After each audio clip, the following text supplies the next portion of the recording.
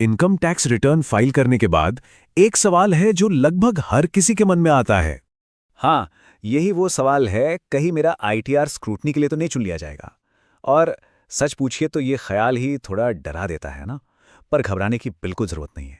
आज हम इसी के बारे में बात करेंगे, ताकि ये डर तैयारी में बदल जाए। तो चलिए शुरू करते हैं। सबसे पहला और बुनियादी सवाल कि भाई ये टैक्स स्क्रूटिनी जिसका इतना नाम सुना है, आखिर होती क्या है? देखिए, इसे ऐसे समझिए, इनकम टैक्स स्क्रूटनी एक तरह की डिटेल चेकिंग है। जब हम अपना आईटीआर फाइल करते हैं तो इनकम टैक्स डिपार्टमेंट ये तसल्ली करना चाहता है कि हमने जो भी इनकम बताई है वो हमारे असली फाइनेंशियल डेटा से मैच कर भी रही है या नहीं। बस इसी प्रोसेस को स्क्रूटनी कहते हैं। अब सवाल यह है कि डिपार्टमेंट को यह सब करने की ज़रूरत क्यों पड़ती है? असल में इसके पीछे 3 बड़े मकसद हैं। पहला, टैक्स की चोरी को पकड़ना। दूसरा, ये देखना कि कहीं किसी ने गलत डिडक्शन तो क्लेम नहीं कर लिए। और तीसरा, इनकम के जो आंकड़े दिए गए हैं उनमें अगर कोई गड़बड़ी है तो उसे वेरीफाई करना। ठीक है, तो अब आते हैं सबसे बड़े सवाल पर। लाखों लोग आईटीआर फाइल करते हैं, तो फिर उनमें से कुछ ही रिटर्न स्क्रूटनी के लिए क्यों चुने जाते हैं? क्या ये रैंडम होता है? चलिए इसी को समझते हैं। नहीं, ये कोई लॉटरी नहीं है कि किसी का भी नंबर लग जाए। असल में ये पूरा सिलेक्शन एक बहुत ही स्मार्ट रिस्क बेस्ड सिस्टम पर काम करता है।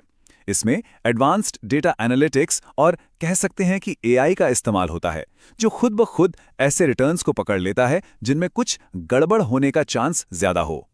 तो ये सिस्टम किन चीजों पर नजर रखता है? मतलब वो कौन से रेड फ्लैग्स हैं जो सिस्टम को अलर्ट कर देते हैं? कुछ कॉमन वजह हैं, जैसे इनकम और लाइफस्टाइल में बहुत बड़ा फर्क होना, कोई बहुत बड़ी रकम का ट्रांजैक्शन करना, या फिर जो जानकारी एआईएस में है वो आईटीआर से मैच ना होना।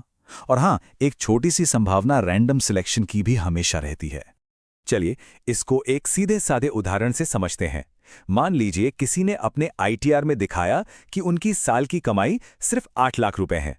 ठीक है, लेकिन उसी साल उन्होंने 40 लाख रुपए की एक नई प्रॉपर्टी खरीद ली। अब जरा सोचिए, सिस्टम तुरंत इस चीज को पकड़ लेगा। ये एक बहुत बड़ा रेड फ्लैग है।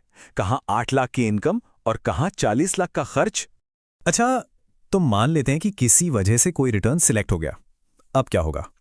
इसके बाद आता है अगला स्टेप, डिपार्टमेंट की तरफ से एक ऑफिशियल नोटिस।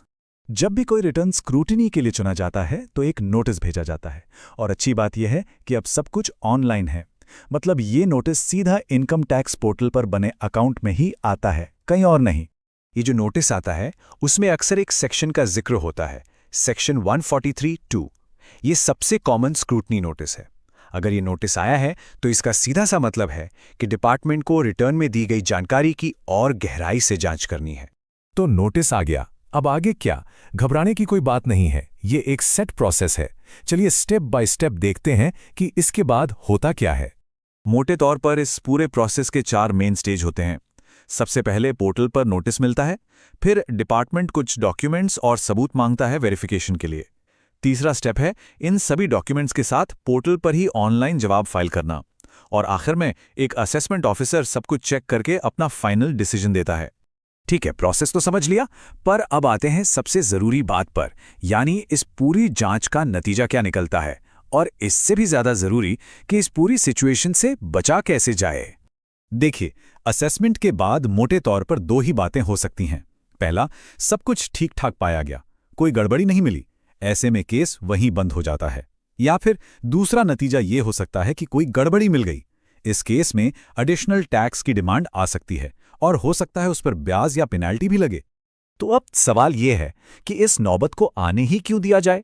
कुछ अच्छी आदतें या कह लें टैक्स हाइजीन अपनाकर इससे काफी हद तक बचा जा सकता है। जैसे हमेशा अपनी सारी इनकम सही सही डिक्लेयर करें। आईटीआर भरने से पहले अपना एआईएस यानी एनुअल इन्फॉर्मेशन स्टेटमेंट जरूर चेक करें।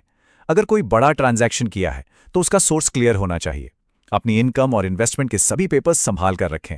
और अगर थोड़ा भी डाउट हो तो रिटर्न फाइल करने से पहले किसी प्रोफेशनल से एक बार रिव्यू करवा लेना सबसे अच्छा है। तो कुल मिला के बात बस इतनी सी है, ट्रांसपेरेंसी ही सबसे बड़ा बचाव है। अगर सारे फाइनेंशियल रिकॉर्ड साफ सुथरे और सही हैं तो फिर किसी भी जांच से घबराने की कोई वजह ही नहीं है। असल सवाल ये नहीं है कि स्क्रूटनी होगी या नहीं, असल सवाल ये है कि हम उसके लिए कितने तैयार हैं।